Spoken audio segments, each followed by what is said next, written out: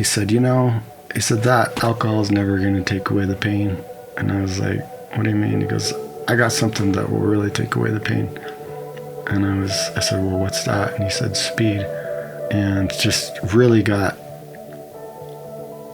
engulfed in that Vegas scene, going to strip clubs, drinking, and then eventually, I even cheated on my first wife and stuff. I mean, it was really bad, like threatening lives and stuff, and I barely escaped from him, attacking me and all that. Somebody said, hey, Chris has been arrested for a double murder. I was like, no way. And I started researching it in the newspaper a little bit, and come to find out it was that same night. And I'm not about to die for this lifestyle. And so I was homeless again, and I called my mom, and I told her I'm ready to come home. And my own dad told him to give me the maximum, told the judge. My brother told him to give me the maximum. That was kind of a rough thing to hear.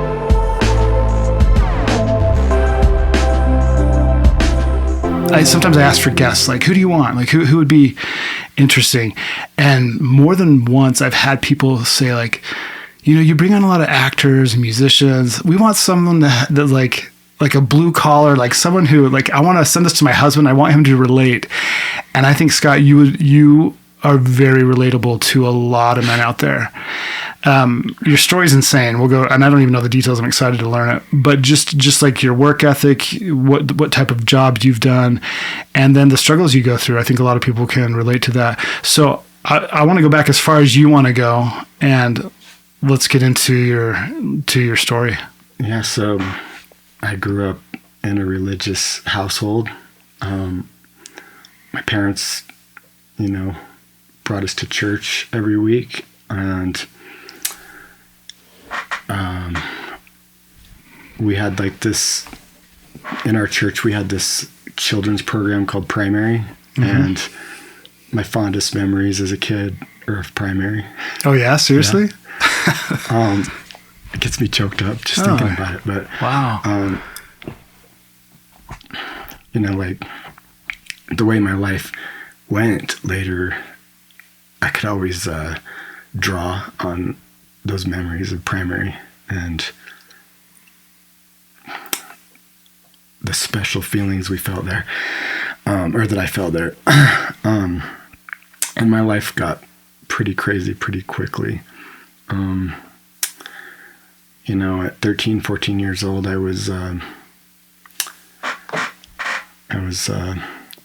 sexually abused, and that kind of sent me on a downward spiral. I remember from then on, I just always had this I thought that I was unclean, unworthy, not good enough for anybody at church, or really I just didn't feel like I fit in anywhere. I went from this happy-go-lucky kid with tons of friends to 7th grade, started dressing in black and turning to just different lifestyles and different people to hang out with. And then I think it was 15 or 16, I was introduced to alcohol, and I just thought that when I first tried it, I just thought this is really what I need. And I felt comfortable. I felt uncomfortable in my own skin, ever since the incident happened, and in my early teens. And I felt comfortable. I felt like I could talk to people. I felt confident. And I just basically tried to get alcohol as much as I could. Just, maybe in my teenage years I wasn't able to get it as much, but when I hit 21, it was game on. It was every day, every night, and eventually moved to you know, I got married, had a couple kids, and moved to Las Vegas, and just really got engulfed in that Vegas scene, going to strip clubs, drinking, you know, and then eventually, you know, I even cheated on my first wife and stuff, and then she left. Eventually, she was done, and she left and moved back to Utah, and I was still there in Vegas, and I just went off the deep end. A friend introduced me, you know, I remember one night I was hanging out with a friend, and I was depressed because my kids were gone, and I was drinking alcohol, and he said, you know, he said that alcohol is never going to take away the pain. And I was like, what do you mean? He goes, I got something that will really take away the pain. And I said, well, what's that? And he said, speed. And to me, I didn't know what speed was. I thought it was little pills or something. And then he broke out like these crystals and this baggie, and I'm like, what? And he's like, yeah, you smoke it, and boom. He said, do you want to try it? No, I don't want to try it. But with his insistence and encouragement, I did try it. And I remember that first time I inhaled on that I just, it was like I seen my whole life pass before me. Just like it was like in the scriptures it says, I will give away all my sins to know thee. And it's like, I will give my whole life to know thee, you know. And I was just like, I could see myself losing everything for that feeling, because that was the feeling that I really, really liked. I liked that more than the alcohol. It just took away everything, the guilt, the shame, everything that I'd been running from. The alcohol masked it, but that just took it away. It made it so I didn't feel anything. And so I went off and running. Within a year, like, they're foreclosing on my house, you know, because it took them that long to have my vehicles repossessed. And then pretty soon just on the streets, you know, from like 26 years old, you know, like 27. I don't know how old I was, but just here I am. So you lost everything because you're chasing speed? I was chasing meth, yeah, crystal. He called it speed, but... Oh, is it meth? Is that the same crystal thing? Meth, yeah. Wow, okay. He called it speed. It sounds a little nicer. Yeah, it sounds way more cool. It's just a little pill or something, but it was actually crystal meth, and I just went off chasing that, and like, you know, went through job after job, getting fired, and like not paying the house payment and not paying the car payment. Yeah. Forgetting my kids and, you know, my ex, and just pretty soon I was homeless, and then I ended up sleeping on people's couches and ended up in Southern California. Where's your parents at this time? Parents still lived in Orem. I mean, where are they in your life at this time? They're like trying to figure out, you know, this is back in 2002. Not everybody had cell phones, so it was easy to disappear. And they were trying to figure out where I was. You know, they wouldn't hear from me for weeks, months, and then I'd call them or something, and they're like, where have you been? We were like, you know. So they were always concerned and wondering what's going on, but nobody could figure out what was going on. And I think I finally told someone, my brother, and, you know, and then they oh, that's what's going on, you know, and like, were you ashamed to let them know what was happening? Yeah, and I was worried that if they found out, they would encourage me to stop, and I didn't want to stop. I was like, in my mind, I was like, never gonna stop. It was just like, I loved it. I loved the feeling. I loved everything about it, the lifestyle. After you came down off those highs, did you still love it? Or I tried to never not come off those highs, but when I did, all I could think about was how to get more, and I just would get depressed, and I'd feel all those feelings that I was masking while I was using, like, would come back threefold, when I come down, because I was just like, your kids, your bad father, like your family, like you just lost a house. You lost a house. You gave away a house. You like lost your car, your jobs, everything, like, you know, just would come. All the things I lost were just always just coming back when I would come down off the drugs. And so my goal was like to get back on as quick as possible. And that's just how it went for several years. And I ended up in Southern California, and I was down there, you know, I had a friend who lived down there, the friend who introduced me to it. And the encourager. Yeah, I like how he encouraged you. Wonderful friend. Yeah. We had a falling out down there, bad, really, really bad falling out over a girl. And he, one night he, I mean, it was really bad, like threatening lives and stuff, like, and he came after me, later on, a few weeks. So this night he came after me. I barely escaped from like him, you know, attacking me and all that. He had actually started attacking me, and I was able to get up and get away. And later on, a couple weeks later, he was arrested for a double murder. Oh goodness! And he had committed a double murder that same night.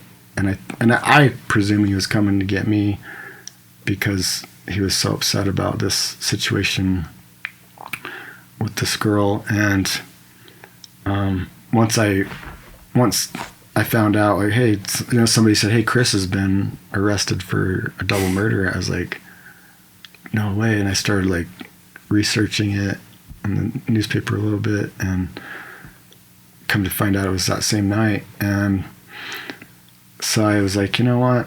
I'm not about to die for this lifestyle. Like I couldn't think completely clearly, but I knew enough that, you know, if he gets out, who knows? Like I could have died easily that night. And so I was homeless again, and I called my mom, and I told her I'm ready to come home, and she bought a one-way Greyhound bus ticket from Paris, California to Provo, and I hopped on the bus, like, just completely out of my mind. Like, it's a wonder how I even made it, like, with all the bus stops and transfers, and, you know, like, finally, like, almost getting closer to Provo. And I remember this girl saying, hey, I think this is your stop. And I almost slept through it, you know, like, wow. And then I got out, and my mom was there to pick me up and took me home. And that was kind of the beginning of the journey of recovery, I think, although I still wasn't ready. But I was introduced to the 12 steps, you know, living at home. My dad's basically was like, hey, if you're going to stay here, you need to go to this. And it was a church-based, Christian-based 12-step program. It wasn't like, it wasn't Narcotics Anonymous or Alcoholics Anonymous. It was like Christ-related one. Man, I remember that first time I went to one of those meetings, I just cried the whole time. I felt like all those memories of primary, you know, when I was a kid, and come back and thinking of the primary songs playing in my head, and I was just sitting in that meeting just thinking about everything, you know, and just crying. I couldn't even share. And I'd like to say I still didn't get sober, but, you know, I was able to find that little bit of taste of God. Okay, so, man, I know the story isn't over at all, but did you feel, when you were coming home to your parents, did you feel like, you said you weren't ready to get sober? So did you what was it? Just like a transition until you're going to go back? Like what's the Exactly. thought process? You have this, you kind of felt the Spirit, I guess. You remembered your childhood. You remembered Jesus. Was Jesus real to you, or you just had like feelings of maybe it's a good thing? I just felt some peace. Like I didn't know if he was even real again yet. I just felt some peace and some hope. Yeah. I seen people in there who I could relate to in those rooms, who I thought, okay, these people went through the same similar situations and they seem to have recovered and have a normal life now. But then the other part of me was like, just give me the opportunity, To go back. Yeah. I remember, because I didn't have, my driver's license was revoked, so I remember like walking around and seeing like a car idling and thinking, like, so tempted, and I just was going back and forth really in my mind. I still hadn't felt a change of heart, Yeah. but the taste was there. Yeah. Okay. So you come back, you go to this program, and then what happens? I go to rehab, which this was for the third time. The other 2 times I didn't make it more than like a day or 2. This time I actually graduated. It was a day treatment program, and got sober for a little bit. And then I started thinking, maybe this is what I want. Maybe I do want to have or try to rebuild my life. And I did try it for a little while, and then things went downhill again. Like, I got into this relationship, and then it ended, and all I ever knew when I felt pain was to escape it. I didn't know that I needed to sit in that pain. I didn't know that at the time. I thought I wanted this pain to stop. That's it, the quickest possible. And so within a few days, I was relapsing on meth, and this would have been towards the end of 2003. And then I went harder this time than before. And by April of 2004, even though I had a job and was faking it, people suspected I was using again, but I was just like, I'm not going to admit to anybody, like, cause I'm just going to do it. Nobody's going to know. I'm just going to keep lying. Like, I'll just lie about it. And so, but come April of 2004, I was out on a job, and of course everybody did know. Yeah. Everybody knew. And so I was out on this job, just replaced the water heater at these poor people's home, and the Orem Police Department shows up to their home. I'm working for someone, not myself, and they're like, they show up to these people's home, and they're like, hey, Scott Harman here working? Yeah, I think so. Next thing I know, they're like, hey, are you Scott Harman? And, initially I'm thinking I was going to tell them no, but and run. But then I was like, yeah. I was like, yeah, it is. Because I was thinking, I don't see how they could possibly, like, what could they be? They're like, we have a warrant for your arrest. And I'm like, oh, man. And they took me to their police car. It was an undercover car. And hopped in there, and they started driving me. And I'll never forget, like, the song that came on the radio they were listening to was Fallen by Sarah McLachlan. And I remember just hearing that song and going, wow, like how far have I fallen, And it's just ironic that song happened to be playing on the way to the police station, and then here within 5 or 6 hours I was booked into the Utah County Jail, and just was on this journey that I had no clue. What did they arrest you for? Just a a bunch of crimes that I committed while I was on drugs. In the pursuit of meth? Yeah. Okay. And just there's a bunch of them, and then they narrowed it down to like the ones they thought were the most severe. And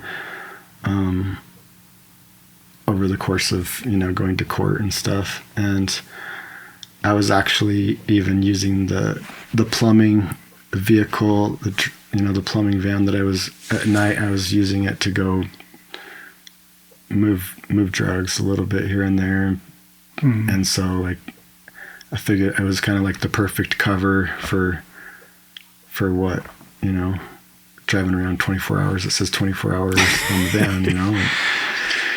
And I don't know. I remember the first night. The first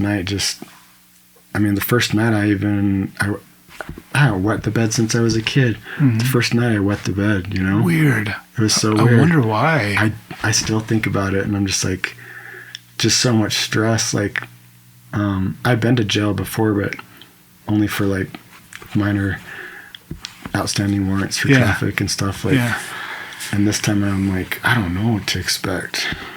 Like, I don't know what's going to happen, and I just... Were you panicked? And I ask this because I've heard stories of like criminals when they finally get caught. Some of them are actually relieved. Did you have any relief? I did. Yeah, kind of. I did feel some relief. Like, I did, you know? But I also was feeling a lot of anger because my mom, well, bless her heart, like, my mom and stuff was kind of helpful and with helping the police. Yeah. And so, which, you know, she's great, and her intentions have always been the best for me. Yeah. And she was kind of shocked. She thought that they were just going to put me away for like 6 months or something. So when I got, you know, when I did 6.5 years. 6.5 years. Yeah, like she was kind of, well, that's not what I was sentenced to indeterminate sentencing. That's what Utah does, is they don't sentence you to like a date. They just torture you, like 1 to 15s and indeterminate. Wait, whoa. Tell me, this is blowing my mind. Wait, they can just say indeterminate? Like, that's how their sentencing is. I think it's still that way to today, as far as I understand it. What? And then they're basically, are you then incentivized to be good? Oh, interesting. So when you go to the parole board, they won't say like, you will eventually get a date, but like they'll just say, like the first time I went to the parole board, I still didn't know how long I was going to do. They gave me a 4-year rehearing. I was like, 4 years? 4 years, what? I went back depressed. It's like, no way. So this whole time, all I know now is I'm doing 4 more years, you know? Like, I still don't have hope. Dude, that sounds like hell to not know, to not it's have depressing, any idea. But it teaches you, like, to learn how to live one day at a time. Okay.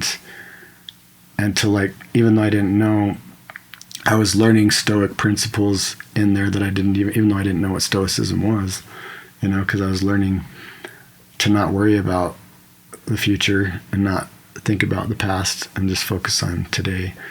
And because it drives you nuts to think about the future, because if you're there on 1 to 15s, then you could do up to 30 years in theory. And how old would you have been if you had done 30 years? I would still be in there right now. I'd be there till 2032. Oh, goodness, 2033. dude.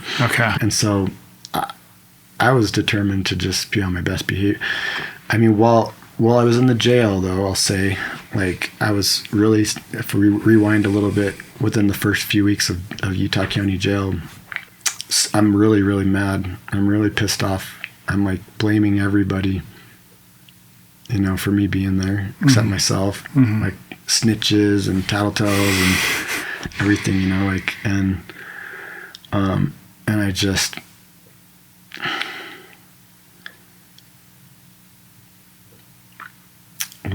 one night I just really got upset at my bunkmate, and we got in an argument. The next thing I know, we're in a fight, and he's the one that came out on the worst part of it. And so they took me and put me in the hole, what they call the hole, and they were going to give me new charges for assault and stuff, and So then I'm in the hole, solitary confinement, sleeping on a concrete altar thing, like no books, nothing. You can have religious material. And one of my friends was a trustee. He was bringing trays, and he handed me a Book of Mormon. And he'd been already telling me, you need to read this book. You don't have no peace in your life. And like, he says, this will like at least give you like some peace. And so all he did is hand it to me. I knew what he was saying because he'd been saying for weeks that I should read it. And at that point, with really not having much else to read and just super depressed and hopeless, now I'm in the hole, really just, silence is just crazy. It's you feel like you're, like the world's forgot about you. Like it's just the weirdest feeling. Like you have like this little window.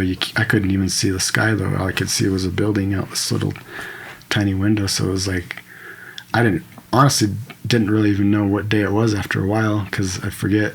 But I got taken to court while I was in there. So I got out and got to see the world for a sec. And that's when my attorney's like, well, they're offering you a plea deal. Cause initially it was 5 to life was the initial.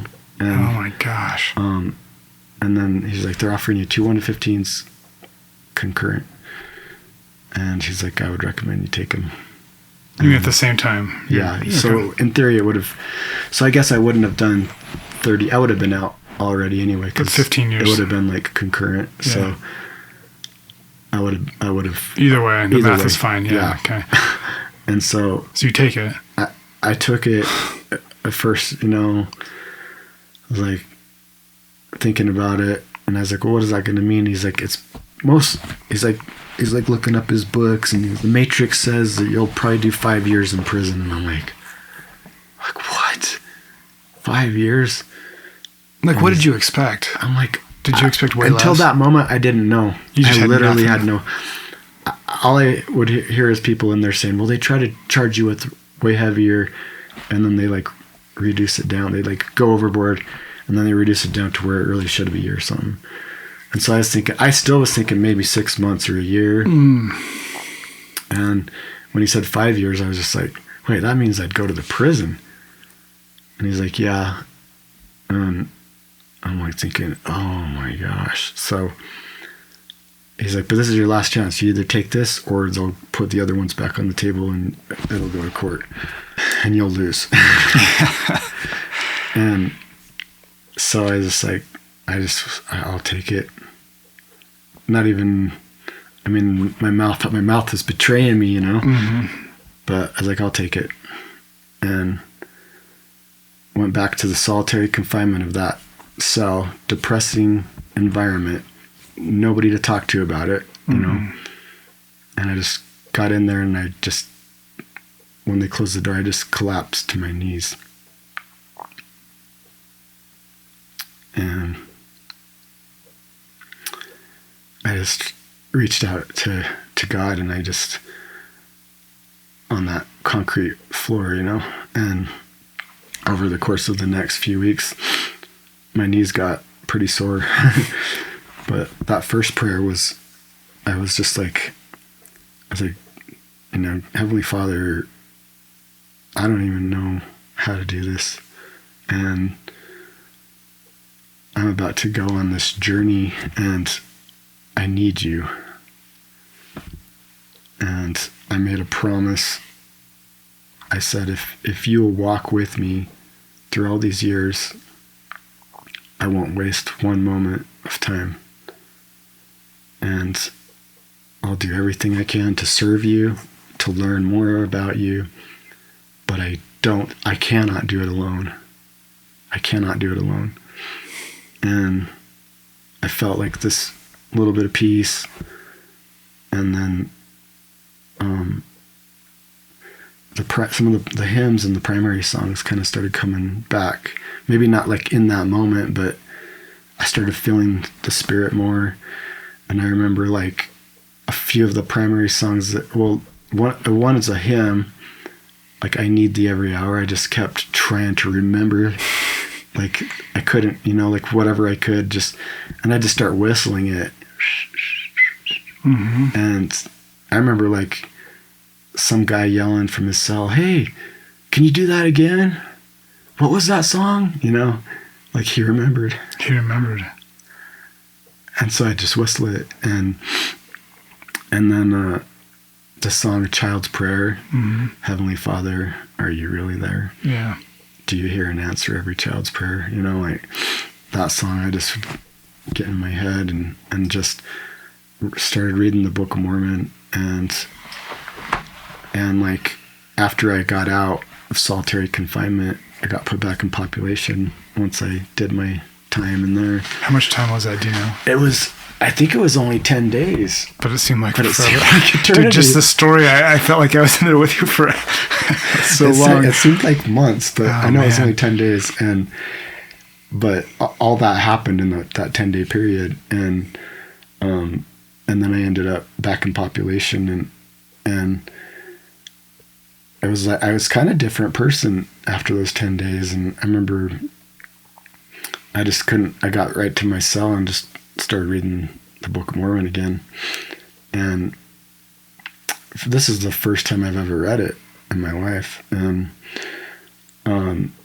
it's finally making sense, In mm-hmm. the past I'd read it and nothing made sense to me, or I told myself that. And I'm like reading it, and then I was like, okay, I'm going to go down and watch TV or something. And I go down and watch TV down in the section, and I feel all this anxiety and this fear and this pain, coming back, and the guilt and the shame. And then it was like, just like the drugs were calling my name, suddenly like the book mm-hmm. is calling my name from the cell. Like, hey, I'm back, I'm here, if you want to feel that again. And so I'd go back and I'd climb on my bunk and I'd start reading it, and I'd just start feeling peace again.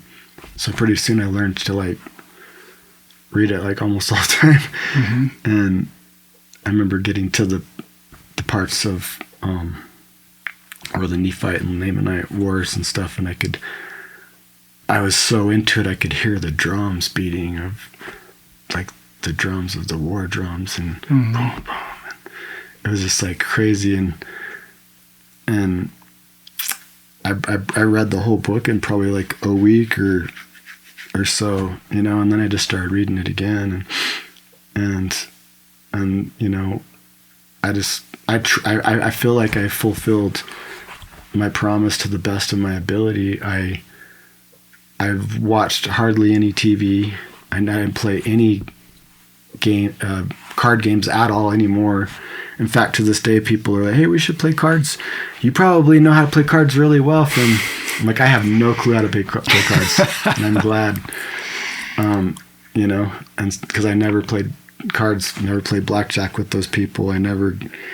Because they gamble with commissary items, and I never got involved in that, and that saved me in itself from fights and mm-hmm. violence and stuff. So, I went and just got transferred up to the prison, and while it was a miracle though. I was when you first get there, there's this thing called reception and orientation, and it's basically like being in solitary confinement for 2 months.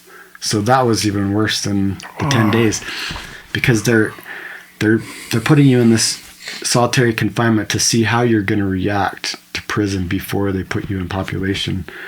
And so like you're stripped of all your reading materials, and I'm yelling through the vents, "Hey, like, do we get books or what?" And the guys are like, "You can put in a request for the Bible or the Book mm-hmm. of Mormon or something, but it won't come for like 30 days.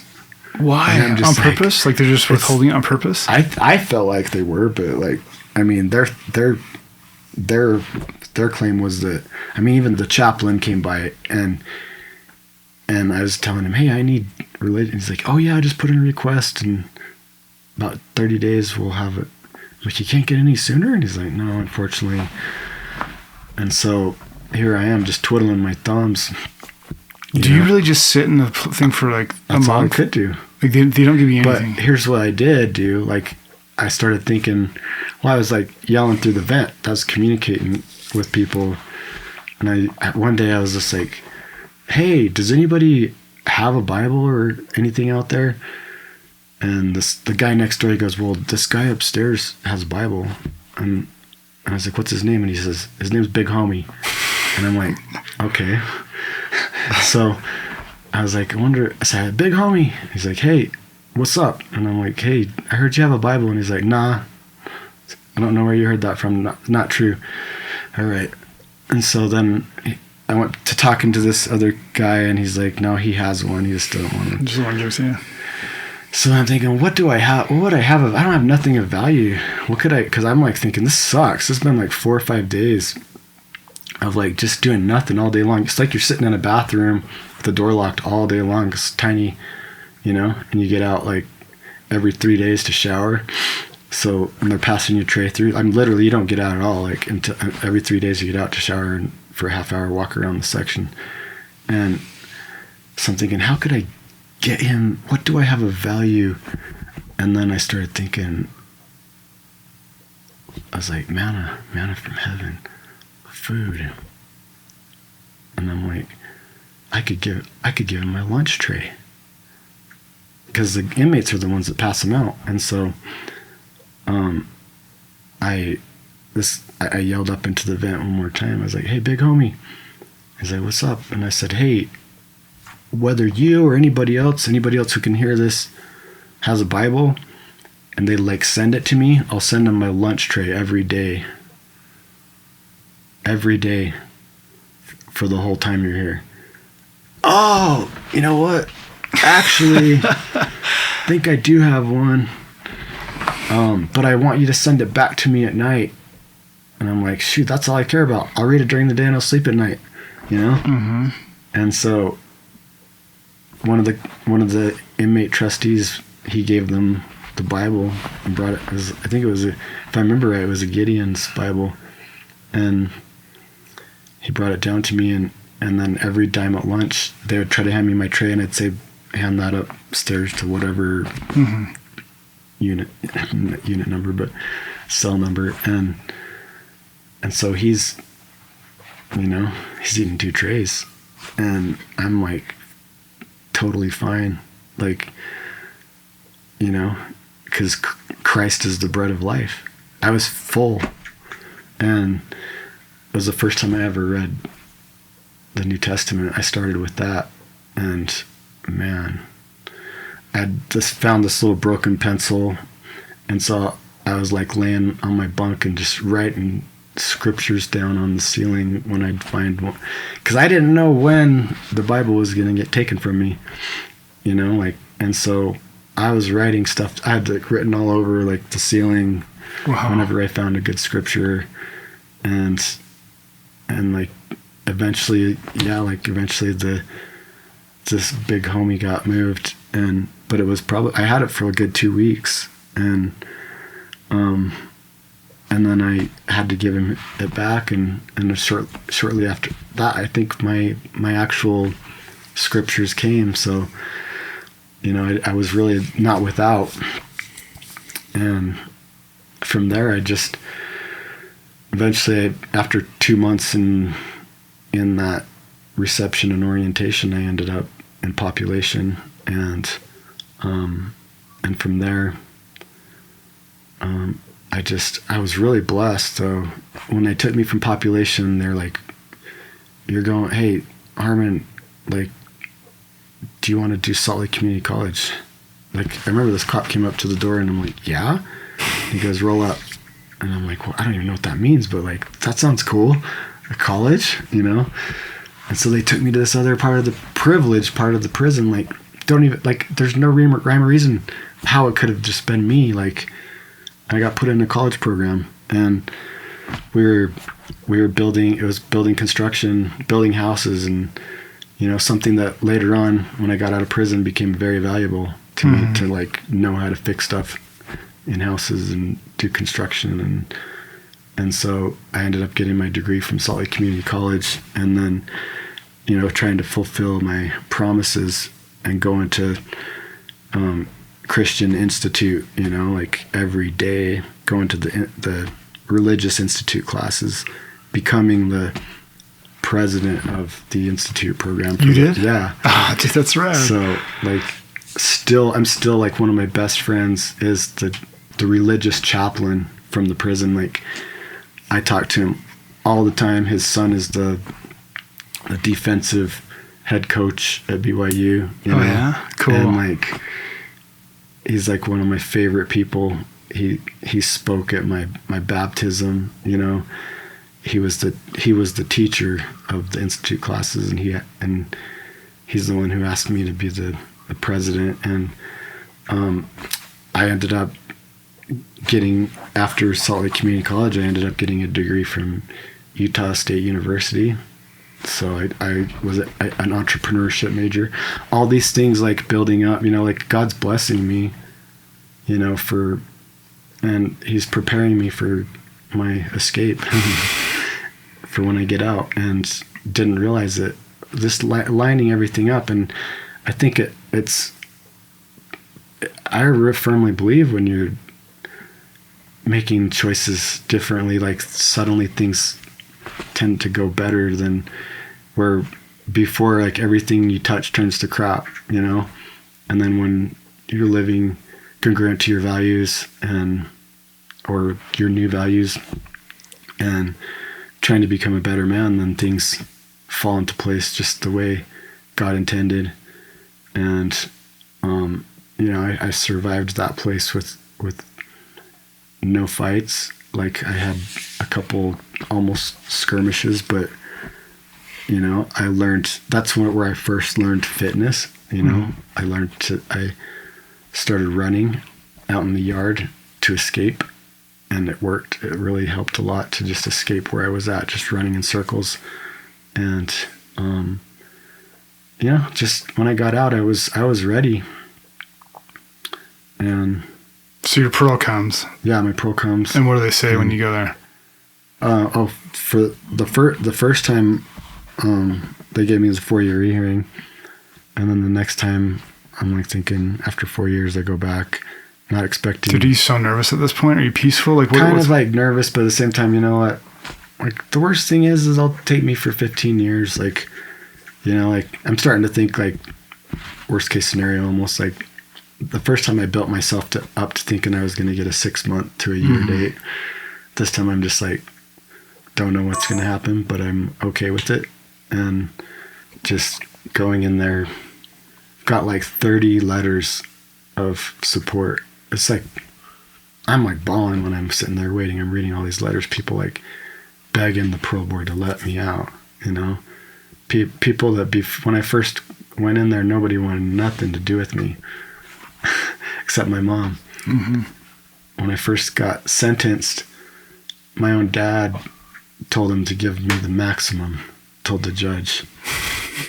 My brother told him to give me the maximum. That was kind of a rough thing to hear. But then, this go to the board, and now I've got letters from everybody saying like, like, give him a chance, like all these nice things. And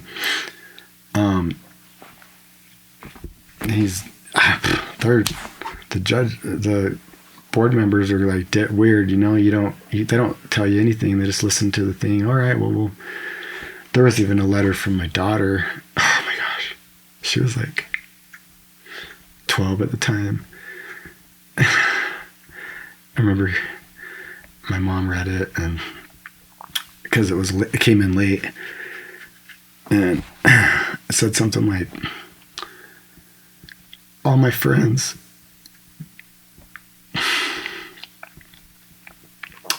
have dads.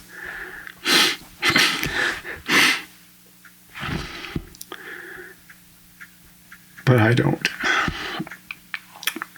And I haven't had a dad for 6 years. And just, she went off about like she even talked about her favorite subjects in school, like all sorts of weird things. And then she's like, just please let my dad out.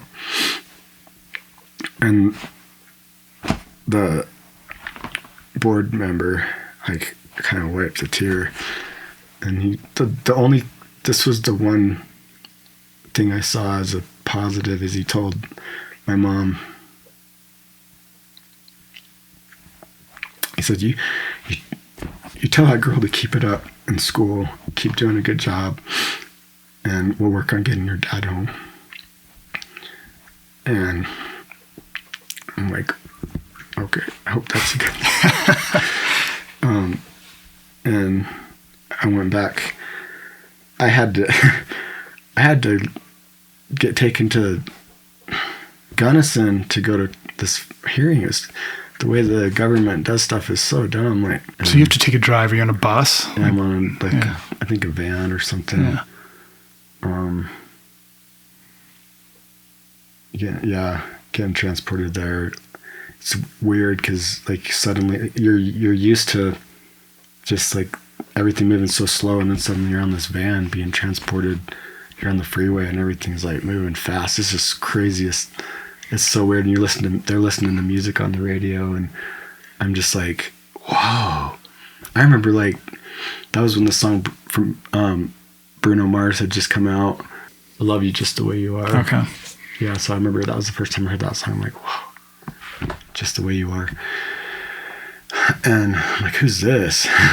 But, like I get transported there, and then they take me to before the hearing, and all that happens. And anyway, get taken all the way back. And at this point, I was being housed in a county jail in the inmate placement program, which they do that to state inmates. They move them to different county jails so that different counties can make money off the state, because at the time they had a major population problem, and they needed to find places for people. And so that's how I ended up.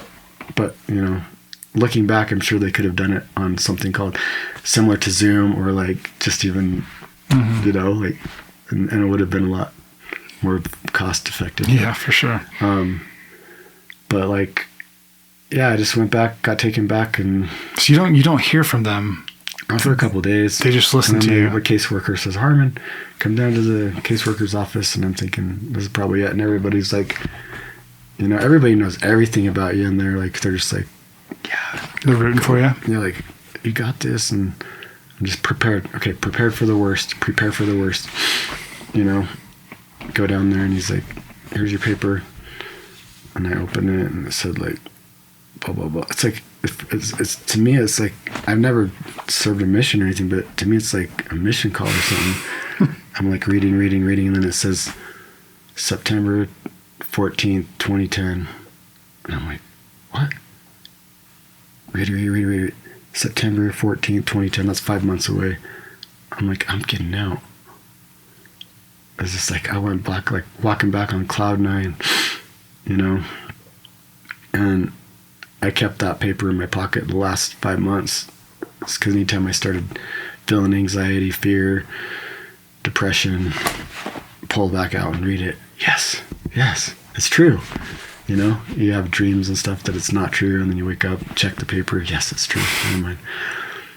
But yeah. Anyway, I did my last 5 months, and I got out, and just try to keep going exactly where I'd left off. And now this is part of the story that I've heard you tell me before, is you got out and had some people help you get on your feet. Yeah. And let's go to that, because this is a really cool part. My dad gave me a job with his business, and it was $10 an hour, which for me that was great. I was used to making $1.40 when I was in there doing heavy hard construction. We were building houses, and they would ship the houses out on trucks, and I was getting paid $1.40 an hour for that. But grateful for it too, because it was like what everybody wanted. But when I got out, I was working for my dad's business, and then met my wife, Well, how old are you at this point when you get out? I was 36. Okay. Got it. And met my wife, met Cammie, and then like, I don't know, like weirdly just in like, I was a 36-year-old guy straight from prison, and she was a 23-year-old Relief Society president in her BYU ward. And so, but somehow it's the most bizarre, circumstances. We were dating and then we got married within a year, and just after a couple of years still working for, at this point I'm making maybe like $12 an hour, but I'm thinking Cammie wants to have a family and this isn't working. And I can't get any other jobs, there's no way I'm going to get a job anywhere. It's my background. So I decided, the only reason I even got that job, I'm not saying I couldn't get one. It's like few and far between. Yeah. And I just decided, you know what? If I'm going to do it, I've got to just do it on my own. I've got to start a business, and I know construction, and I took these entrepreneurship classes, mix them together, and I talked to somebody who had a handyman business, and I was just like, I went home and told Cammie, I'm going to start a handyman business. This is crazy, and I'm going to make it big, instead of just like that handyman that someone knows. Oh, I know a handyman. No, like I know a team of handyman. And so that was my vision, thinking that I'd be able to support my family better doing something like that. And, bought a van, and little by little just started, it just blew up so fast. It almost couldn't control it. I had to like slow it down, and we're now I've just like, I'm good. We're not going to grow. So how many fleets or how many trucks do you have? We have 11. Dude, that's a big handyman business. How And many we've had employees? as many as like 16 technicians. Right now we're down to 13, which is fine. You just kind of go with the markets. Yeah. That's unreal. Your story is just, you went to the lowest of lows to now. You're disciplined now. You're healthy. You've got a healthy business, and dude, it's so inspiring to see all those steps. Like you humbled yourself, and you basically let God work in your life instead of fighting and wanting something else. It's unfortunate you had to go to that low of a spot, but so many times in my life, I just feel so low, and it's either am I going to go ignore, numb the pain with something that's going to hurt, or am I going to give my heart to Christ? And so, dude, I'm just so inspired by your story. I want to give you the final word to those guys out there who may feel super low. What would you tell them? I wish that I wasn't always worried about the past, and I wish I wasn't always focused on the future. That's how I got into my mess, always. And even today I could be like, oh my gosh, payroll's tomorrow. Like how are we ever gonna blah blah blah? Or I could just focus on the present moment right now, which that's what I just decide to do daily now. Is okay, well, yes, I do have payroll. I kind of have to think about it a little bit, but I don't have to worry about it. And if I am going to worry about it, what can I do in the present moment to make that better tomorrow? Instead of worrying like, what if this is going to happen tomorrow, or thinking like, oh, but in the past I did this. I'm like, you have these movies. I still have sometimes these movies playing in my mind of the past, and things I did on, under the influence, and people I've hurt, and there's people I can't make amends with ever. And I just have to be like, all I can do is focus on the present moment and do good now. And that's the main thing. It's hard for people when they're in the darkness to think past the present moment, but it's like, what really it's just, the other thing is accepting it and being able to sit in your suffering. I learned to be able to sit in my suffering when I was in there and to make friends with it, instead of fighting it, because in prison you don't have the option. Well, you do have the option, I guess. You could find some substances, but I learned to just feel it, let it go through its course, and then guess what, it passes. And that's just how life is life has highs and lows. And learning to, like in Stoicism, they talk about amor fati, learning to love, not only accept our fate, but to love it. Like, I would never want to go back to prison, and the thoughts, of that gives me great anxiety even right now. And about 5 times a year I have a dreams that I'm back there, which I wake up in cold sweats and anxiety, and yet I love my fate, and I love where it brought me. I love that in the Book of Mormon it talks about the waters of Mormon and how beautiful were the waters of Mormon to those who came to know Jesus, and how beautiful was the concrete, the steel, and the brick that brought me to my own personal waters of Mormon, where I came to feel my Savior's love. And